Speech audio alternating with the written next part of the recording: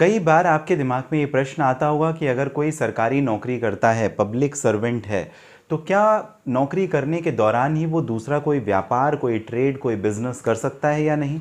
और अगर नहीं तो इसके पीछे कारण क्या है? आखिर क्या कानून है और कहाँ पर ये रिस्ट्रिक्शन है जिसके आधार पर कोई अगर गवर्नमेंट जॉब कर रहा है, चाहे वो राज्य सरकार की हो या केंद्र सेंट्रल गवर्नमेंट या स्टेट गवर्नमेंट की जॉब हो, उसके बावजूद अगर वो ट्रेड में एंगेज है तो उसके खिलाफ क्या कानूनी कार्यवाही हो सकती है?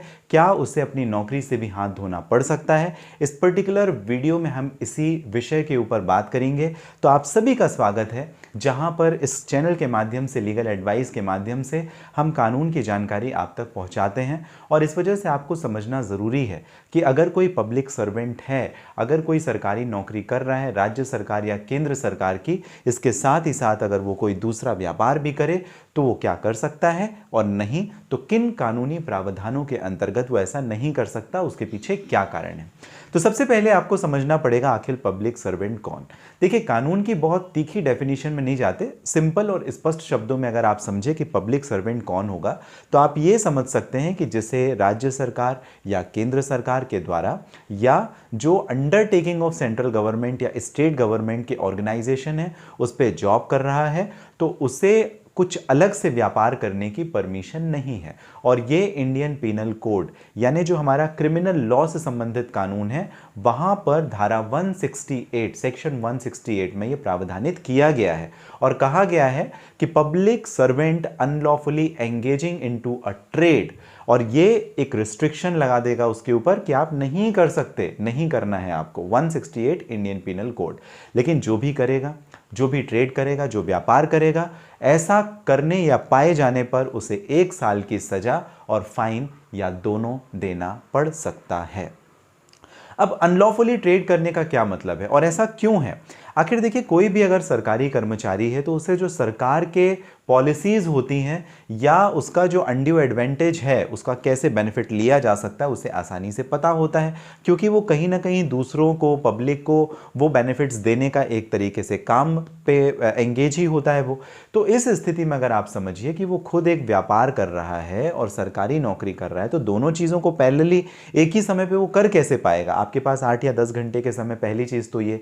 तो गवर्नमेंट सर्वेंट को टोटल केवल और केवल सरकारी कामों के लिए ही अपने आप को डिवोट करना है, पूरा का पूरा समय देना है। ये इस सेक्शन 168 का पहला बड़ा ऑब्जेक्टिव है। और इसके साथ ही साथ दूसरा ये कि उसकी वजह से जिस भी गवर्नमेंट या सेंट्रल गवर्नमेंट या अंडरटेकिंग ऑफ सेंट्रल या स्टेट गवर्नमेंट या ऑर्गेनाइजेशन की वो जॉब में है, उसका कहीं ना कहीं वो खुद एक एडवांटेज ना ले, अपने लोगों का उसका इनडायरेक्टली एडवांटेज ना दे, और जिसकी वजह से कंप्लीट रिस्ट्रिक्शन लग सके। इस वजह से पब्लिक सर्वेंट को किसी दूसरे बिजनेस में या कि ट्रेड में एंगेज होने की परमिशन नहीं है। अगर वो ऐसा करेगा तो 1 साल की सजा और फाइन और दोनों ही उसे देना पड़ सकता है। इसके लिए 2 इंपॉर्टेंट जजमेंट्स के बारे में भी जरा बात करते हैं।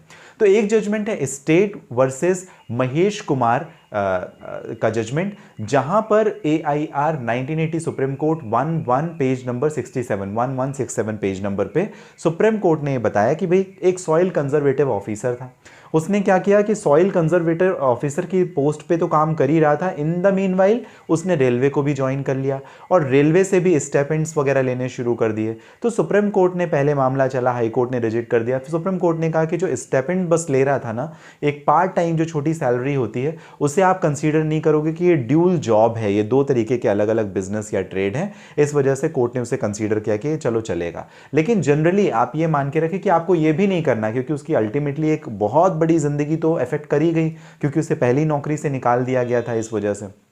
दूसरा एक जजमेंट है जहां पर state of Maharashtra versus Chandrakant Solanki के जजमेंट में ऑनरेबल सुप्रीम कोर्ट ने यह डिसाइड किया, 1995 supreme court CRLJ 32 page number. तो यहां पर ऑनरेबल सुप्रीम कोर्ट ने यह कहा कि जो कमीशन एजेंट्स होते हैं, जैसे कई लोग LIC एजेंट हो जाते हैं या कुछ भी जो अपनी इंश्योरेंस कंपनीज होती है वहाँ पे ब्रोकरिंग करना शुरू कर देते हैं और वहाँ पर ब्रोकरेज के साथ साथ में वो अपना जॉब भी कर रहे होते हैं। तो सुप्रीम कोर्ट ने कहा कि ये ट्रेड में इंक्लूड नहीं होगा, कमीशन एजेंट का जो जॉब है वो नहीं इंक्लूड होगा, इसको आप कंसीडर कर सकते हो। तो कुछ चीज़ें कंसीडर की बट बड़ी माइन्यूट है। जैसे मैंने आपको बताया वो स्टेपेंड में रेलवे की जो सैलरी ले रहा था, हालांकि फिर बाद में उन्होंने रिजाइन कर दिया था सॉइल कंजर्वेटिव ऑफिसर की पोस्ट से और फिर रेलवे को ही ज्वाइन कर लिया, वो बात का विषय है।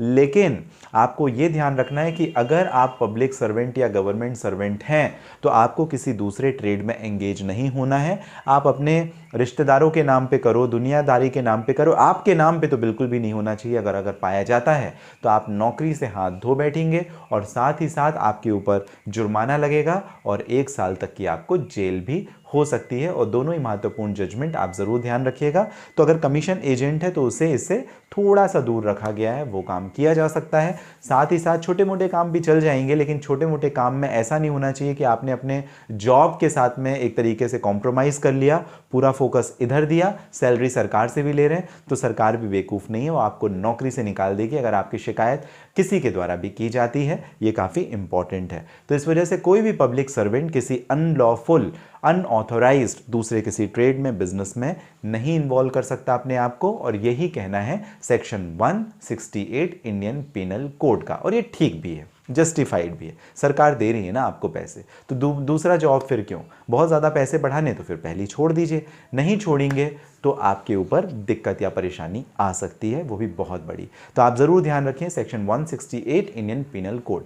आपको इस वीडियो के माध्यम से दी गई जानकारी अगर आती है पसंद, जी हाँ, सब्सक्राइब कर सकते हैं, आप लाइक कर सकते हैं चैनल को, जिससे लगातार जो लीगल कंटेंट है हम आप तक पहुंचाते, आपको भेजते रहें। साथ ही साथ अगर किसी परेशानी के लिए आप करना चाहते हैं बात, इस पर्टिकुलर वीडियो के डिस्क्रिप्शन में डिटेल है, लिंक है, जहां से डायरेक्टली आपकी और मेरी हो जाएगी बात। मिलेंगे अगले वीडियो में, तब तक के लिए आप सभी स्वस्थ और सुरक्षित रहें।